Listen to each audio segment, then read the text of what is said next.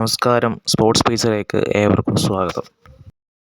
ഇന്ന് അലയൻസ് അരീനയിൽ നടക്കുന്നത് വെറുമൊരു മത്സരമല്ല, മറിച്ച് യുവേഫ ചാമ്പ്യൻസ് ലീഗ് ഫൈനലിലേക്കുള്ള നിർണായകമായ പോരാട്ടമാണ്. ആദ്യ പാദത്തിൽ PSG നേടിയ 5-4 എന്ന നേരിയ ലീഡ് മറികടക്കാൻ ബയേൺ മ്യൂണിക്ക് സർവ്വശക്തിയും പുറത്തെടുക്കണമെന്ന് ഉറപ്പാണ്. ജർമ്മൻ കരുത്തും ഫ്രഞ്ച് തന്ത്രങ്ങളും തമ്മിലുള്ള ഈ പോരാട്ടത്തിൽ ആര് വിജയിച്ചാലും അവർ ബൂട്ടാപെസ്റ്റിൽ വെച്ച് ആഴ്സണലിനെ നേരിടും. സ്വന്തം കാണികൾക്ക് മുന്നിൽ കളിക്കുന്നതിൻ്റെ ആത്മവിശ്വാസത്തിലാണ് ബയേൺ. ഹാരി കെയ്ൻ നയിക്കുന്ന ആക്രമണ നിരയിൽ മുസിയാലയുടെയും ഒസീലയുടെയും സാന്നിധ്യം PSG ഡിഫൻസിന് വലിയ ഭീഷണിയാകും. പ്രധാന ലക്ഷ്യം കളിയുടെ തുടക്കത്തിൽ തന്നെ ഗോൾ നേടി PSGയുടെ ലീഡ് ഇല്ലാതാക്കുകയാണ്. ഡിഫൻസിൽ മാനുവൽ നോയറുടെ പരിചയസമ്പത്തും കരുത്തും ഗോൾ വാങ്ങാതിരിക്കാൻ സഹായിക്കും. PSG ലൂയിസ് എൻറിക്കോയുടെ കീഴിൽ ഒറ്റ ഗോൾ മുൻതൂക്കം ഉണ്ടെങ്കിലും ലൂയിസ് എൻറിക്കോ ഒട്ടും തൃപ്തനല്ല. പ്രധാന താരങ്ങളായ ഡൊണറൂമയും ഹക്കീമിയും ഇല്ലാത്തത് ടീമിന് വലിയ തിരിച്ചടിയാണ്. ഗോൾ വല കാക്കാൻ സഫോനോ എത്തുമ്പോൾ ഡിഫൻസിൽ മാർക്കീനിയസിൻ്റെ നേതൃത്വം നിർണായകമാകും. ആക്രമണം ഡെംബലയുടെ വേഗതയും ഡ്രിബ്ലിംഗ് മികവും കൗണ്ടർ അറ്റാക്കുകളിൽ ഗോൾ കണ്ടെത്താൻ PSGയെ സഹായിക്കും. ഇതിലിപ്പോൾ ശ്രദ്ധിക്കേണ്ട കാര്യങ്ങൾ പറഞ്ഞാൽ ഗോൾ കീപ്പിംഗ്. സഫോനോ PSGയുടെ ഗോൾ വലയ്ക്ക് മുന്നിൽ എത്രത്തോളം മികവ് പുലർത്തും എന്നാണ് നിർണായകമാവുക. പിന്നെ ഒലീസയും മെൻഡസും കഴിഞ്ഞ മത്സരത്തിൽ ഒലീസയെ തടയാൻ ന്യൂനോ മെൻഡസ് നന്നായി ബുദ്ധിമുട്ടിയിരുന്നു. ഈ പോരാട്ടം ഇന്നും ആവർത്തിക്കും.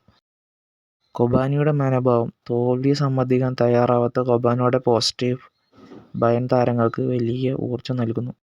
ഏതായാലും ആരൊക്കെയായിരിക്കും ടീമിൻ്റെ ഇരുഭാഗത്തും ഇറങ്ങുക?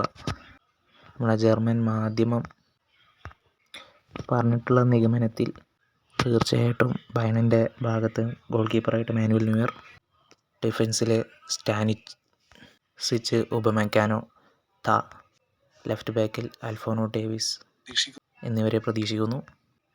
മധ്യനിരയിൽ കിമ്മിച്ചും പൗലോവിച്ചും, മുന്നേറ്റത്തിൽ ഒലീസയും മുസാലയും ഡൈസും ഹാരി കെയ്നും. മിസൈൽ ആക്രമണ നിരയുമായിട്ട് ഇറങ്ങുകയാണ് ബയേൺ. ഇനി നമ്മൾ PSGയുടെ നോക്കാം. ഗോൾ കീപ്പറായിട്ട് ഡൊണറൂമയല്ല, പകരം സഫോനാണ് ഇറങ്ങുന്നത്. ഡിഫൻസിൽ വലതുഭാഗത്ത് ഹക്കീമി ഇല്ല, പകരം വരാൻ ചാൻസ് വാറൻ വരാൻ സാധ്യത ഉണ്ടെന്നാണ് പറയുന്നത്.